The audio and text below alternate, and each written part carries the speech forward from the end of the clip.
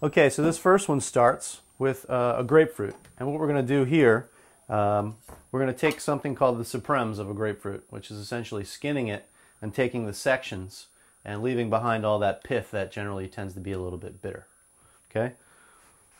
So what we're going to do here is just take off the ends like this.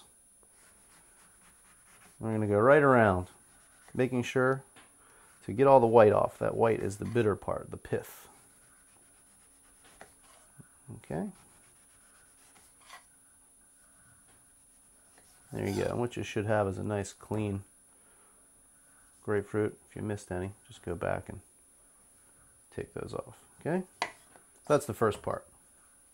Okay, the second part is you just want to pick it up and you want to hold it over a bowl, and in between the sections here, that's what you're trying to get out. So you're just going to take your knife and run it right in there, and what you're going to have is that beautiful section there without any of the pith. Okay, which is a great way to eat grapefruit. Now you could certainly adapt this to many other citrus fruits, blood oranges, lemons, limes. We do this a lot at the restaurant for salads, certain seafood preparations, and I do it at home. So they're good to eat that way. Okay, that's what you got. Now you're going to just take this and sort of squeeze it a bit and get all that juice out of there. So we're going to set those aside, and we're going to grab our shallot. Get rid of this stuff.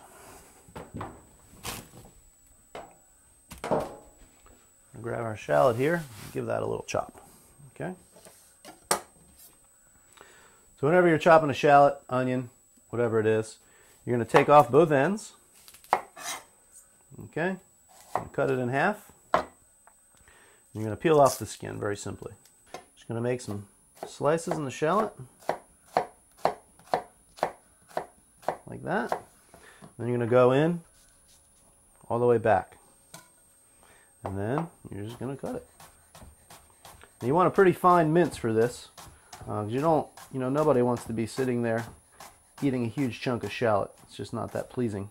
So what we're going to do now, we're going to take a little bit of our grapefruit, some of our supremes that we did just a minute ago, okay?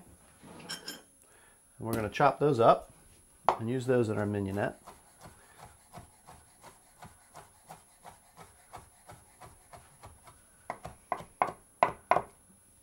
Okay, those are going to go right in our bowl.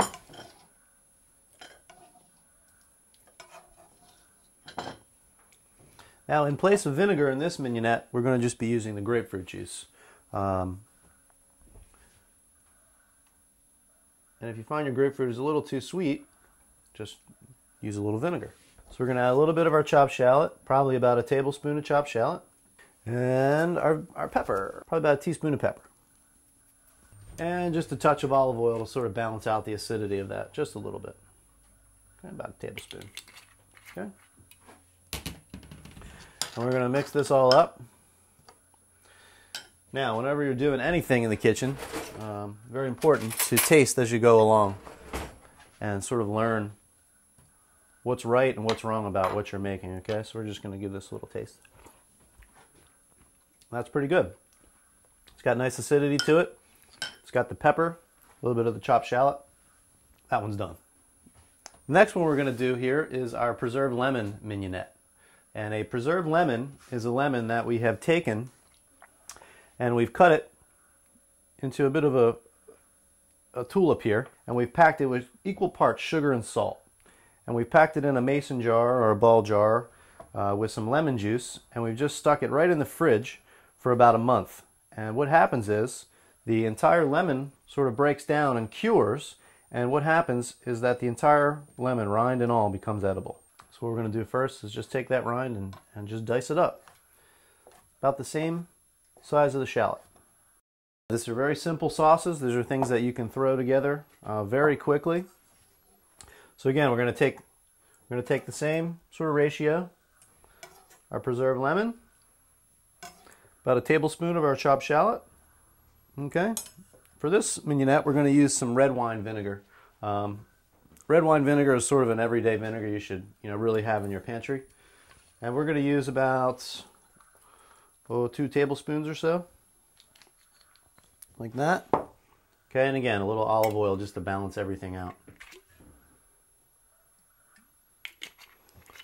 Now what you might find is some of these might need just a little touch of salt. You know the oysters are salty, but you certainly want to have a well-seasoned oyster.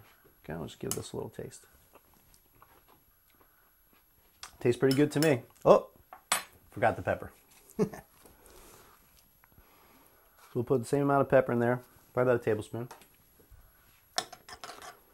Just mix that up. Okay, that one's done. Mignonette 2. What we're going to do is sort of take the Asian route with this one, and we're going to sort of use the sushi flavors with this. And what we're going to do is use a little pickled ginger, a little wasabi, and the same shallot, black pepper, vinegar. And we're going to use a little sesame seed in this one. So, pickled ginger. Now we're going to make some slices like this. You want to make everything fairly bite-sized for these mignonettes, about the same size as the shallot, whatever condiment you're using. Okay.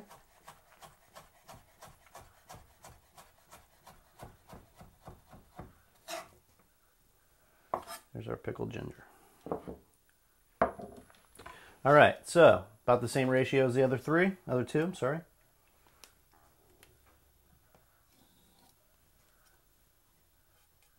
Okay, about a tablespoon there. About a tablespoon of shallot. We're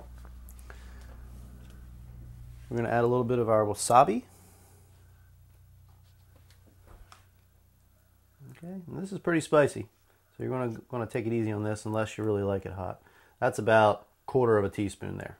A little bit of rice wine vinegar, which is a little less acidic than other vinegars, but for this preparation, it's going to be really nice. Okay, so we're going to again add about 2 tablespoons of the rice wine vinegar to that.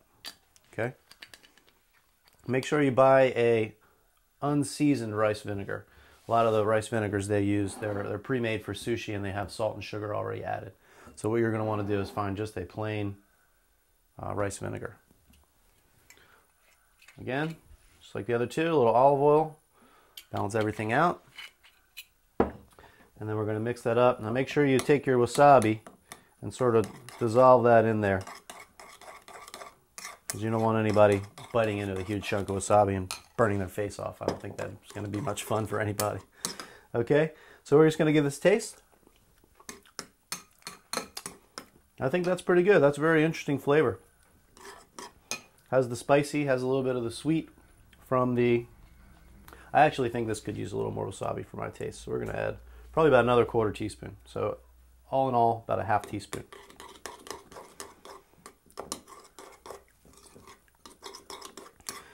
And that's done. There's our mignonettes. All you're going to want to do is just grab a little bit here on your spoon and right down on the oyster.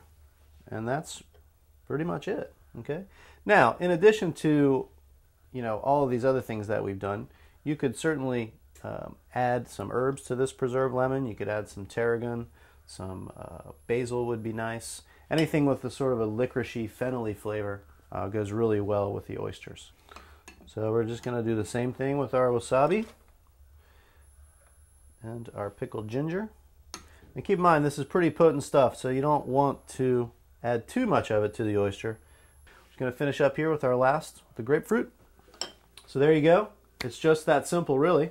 You have your grapefruit mignonette, you have your wasabi and pickled ginger mignonette, and you have your preserved lemon mignonette. All right, well, let's try a few. What do you think? They look pretty good to me.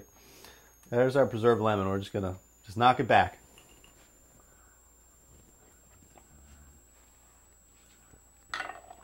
Not too shabby. Next one, wasabi and pickled ginger. And here we go. Okay, one more to go. There's our grapefruit. Same way. Let's go for it. I think that's my favorite. That grapefruit is nice. The bitterness really appeals to me. Delicious.